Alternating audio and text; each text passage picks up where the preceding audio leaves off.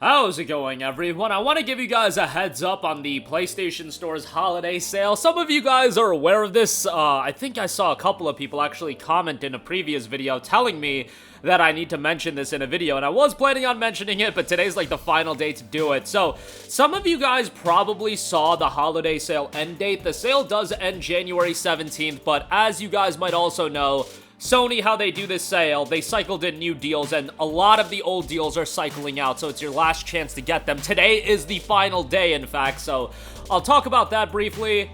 I have a bit of an update on Cyberpunk 2077's expansion, Phantom Liberty, which, by the way, Cyberpunk 2077 and Phantom Liberty, two items that are both cycling out as a part of the PlayStation Store's holiday sale refresh. And then also, RoboCop Rogue City, it looks like a New Game Plus mode may be on the way for that. More on that at the end of this video. Now, before we get into this video, I just want to ask you guys, please like this video and do leave a comment with your thoughts. It really does help out the channel a lot, and it is much appreciated. But yes, for the PlayStation Store's holiday sale, if you go on the store page, it notes the sale itself ends on January 17th. And yes, that is the end date for the overall sale, and there's a lot of deals that kicked off, when did the sale start? 2 weeks ago? 2 weeks ago, and, you know, they'll be running until January 18th. Most notably, it looks like all the PlayStation first-party titles are like that. At least I know that Gran Turismo 7 was like that. Excuse me, that is not the case, because God of War Ragnarok is another one of those games that are cycling out tonight.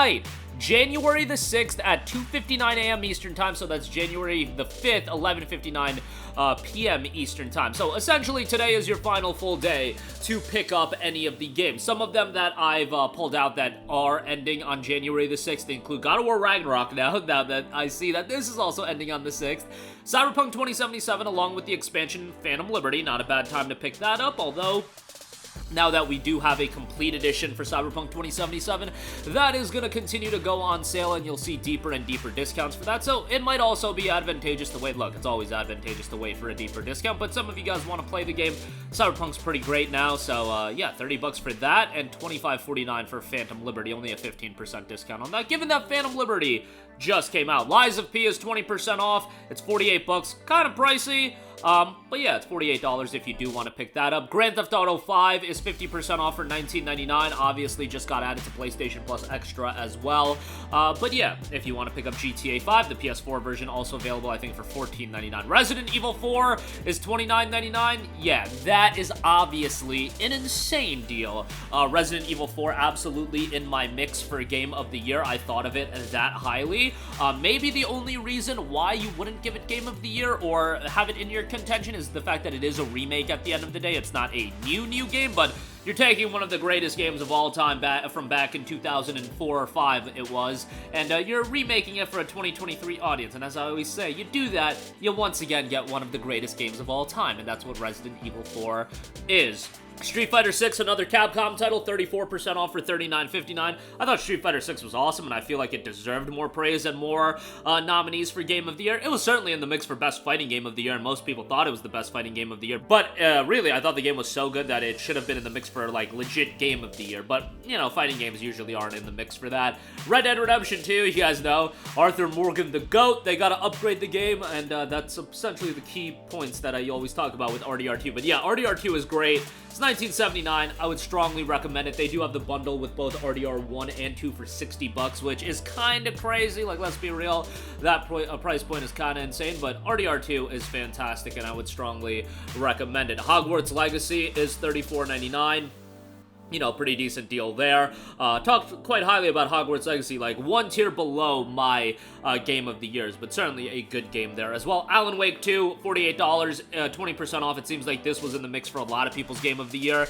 Personally, didn't get into it as much as most people, but hey, I didn't get into Baldur's Gate 3 either, so, you know, my gaming palette this year was a little bit interesting, to say the least. And Final Fantasy 16, another deal that is cycling out. That's 40% off for $42.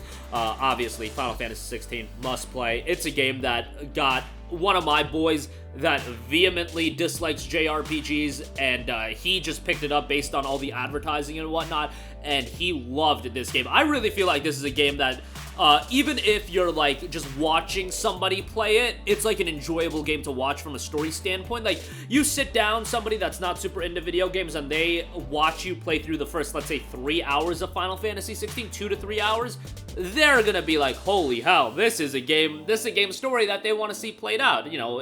And obviously from a gameplay standpoint, it plays very much like an action title more so than a JRPG. It's got its JRPG elements, but it is a very action-heavy title reminiscent of fast-paced action games, and you do have, you know, exploration elements and whatnot. Soundtrack is awesome. There are elements of this game, especially for your hardcore Final Fantasy fans, that they're not going to be crazy about, but I personally really enjoyed it. I also really enjoyed Final Fantasy 13, though, and people crap on that all the time for its linearity. I just seem to enjoy a lot of the Final Fantasy titles that a lot of people seem to, well, it's like in the case of 16, I would say most people really did like the game, but yeah, there were definitely valid criticisms people had, but for me, it was a game that I really enjoyed, and it didn't bother me much that it shifted away further and further from a, you know, a classic Final Fantasy title, so to speak. But all those deals are wrapping up, and obviously a ton more deals are wrapping up. Today is the final day for that. If you do want to take advantage of them, jump on that as soon as possible. Moving on from that, one highlight of 2023 was the revitalization of Cyberpunk 2077 with the release of Update 2.0 and Phantom Liberty. The fruits of CDPR's labor have been rewarded as Phantom Liberty has cracked 5 million copies sold in 2023. That is just the expansion. I'm sure that they probably cracked millions of copies sold for Cyberpunk 2077, the base game, in 2023 as well, because I saw a lot of people picking that game up after Update 2.0 came out, and they could potentially be waiting for Phantom Liberty to go on sale or finishing up their content in 2077. Really nice to see this game get revitalized. Yes, you can easily make the argument, why was this game in early access for 3 years? Look, going back to December of 2020, sure, the game was disappointing, but if you played it on PC, I don't think it was as bad as people made it out to be. I still thought it was a decent game, and at this point, it's a very, very good game, and Phantom Liberty has been well received by pretty much everyone, and Cyberpunk, obviously, as an IP, is going to be here to stay. We're probably not going to get the Cyberpunk sequel for a very, very long time. I don't even know if I'm going to be around on this planet by the time that sequel comes out. So it's hard to get excited for stuff like this as an IP as a whole, because, yo, the next time we see a Cyberpunk game, it might be like 2030, and 2030 is probably, you know, that's probably a quicker turnaround than most would expect. But nonetheless, it's nice to see it pop off, and given the investment CDPR had, I was expecting them to stay committed, and their commitment has been rewarded in this case. And lastly, RoboCop Rogue City, the developers did come out on Twitter speaking. As far as a New Game Plus goes, many citizens have been asking about a New Game Plus for RoboCop Rogue City. We've heard you, so stay tuned for more information on the topic in the weeks to come. Until then, stay out of trouble. It's certainly going to be a free upgrade and an update for RoboCop Rogue City, a game that, you know, it wasn't like one of the Game of the Year contenders, but it really seemed like a lot of people enjoyed that. I'm not a big RoboCop fan or anything like that, but I know a lot of people that are super into it, and it seemed like this game was exactly what they wanted. So hey, if you ended up enjoying it, more power to you.